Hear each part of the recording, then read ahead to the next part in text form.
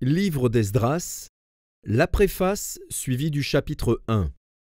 Son auteur est Esdras.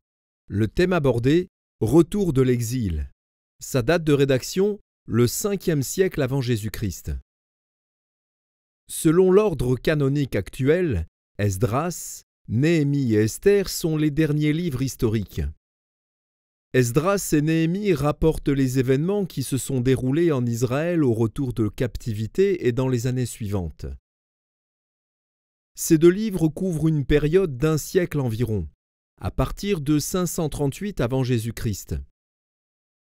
Esdras met l'accent sur la reconstruction du temple, alors que Néhémie raconte surtout la reconstruction des murailles de Jérusalem. Les deux livres contiennent des tables généalogiques dont le but essentiel est d'établir les droits des descendants d'Aaron au sacerdoce. Plus d'un demi-siècle s'est écoulé entre les événements des chapitres 6 et 7. Les personnages qui avaient joué un rôle dans la première partie du livre étaient décédés avant le début du ministère d'Esdras à Jérusalem. Ce dernier est la figure dominante des livres d'Esdras et de Néhémie. Les deux écrits se terminent par des prières de confession et par des décisions qui en résultent. Le renoncement aux pratiques coupables auxquelles le peuple s'adonnait.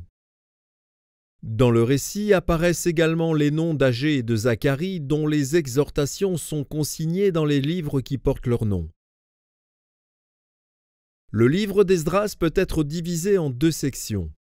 La première, le premier retour de l'exil avec Zorobabel et la construction du temple, chapitres 1 à 6.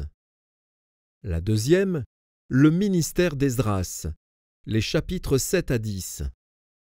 Esdras, chapitre 1. La première année de Cyrus, roi de Perse, afin que s'accomplît la parole de l'Éternel prononcée par la bouche de Jérémie, l'Éternel réveilla l'esprit de Cyrus, roi de Perse, qui fit faire de vive voix et par écrit cette publication dans tout son royaume. Ainsi parle Cyrus, roi des Perses. L'Éternel, le Dieu des cieux, m'a donné tous les royaumes de la terre, et il m'a commandé de lui bâtir une maison à Jérusalem en Juda. Qui d'entre vous est de son peuple? Que son Dieu soit avec lui, et qu'il monte à Jérusalem en Juda et bâtisse la maison de l'Éternel, le Dieu d'Israël. C'est le Dieu qui est à Jérusalem. Dans tout lieu où séjournent des restes du peuple de l'Éternel, les gens du lieu leur donneront de l'argent, de l'or, des effets et du bétail, avec des offrandes volontaires pour la maison de Dieu qui est à Jérusalem. Les chefs de famille de Juda et de Benjamin, les sacrificateurs et les Lévites, tous ceux dont Dieu réveilla l'esprit, se levèrent pour aller bâtir la maison de l'Éternel à Jérusalem. Tout leur alentour leur donnèrent des objets d'argent, de l'or, des effets, du bétail et des choses précieuses, outre toutes les offrandes volontaires. Le roi Cyrus rendit les ustensiles de la maison de l'Éternel, que Nebuchadnezzar avait emportés de Jérusalem et placés dans la maison de son Dieu. Cyrus, roi de Perse, les fit sortir par Mithrédate, le trésorier, qui les remit à Sheshbatsar, prince de Juda.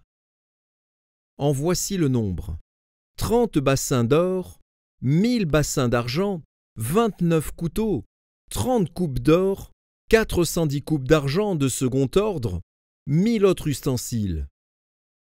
Tous les objets d'or et d'argent étaient au nombre de 5400.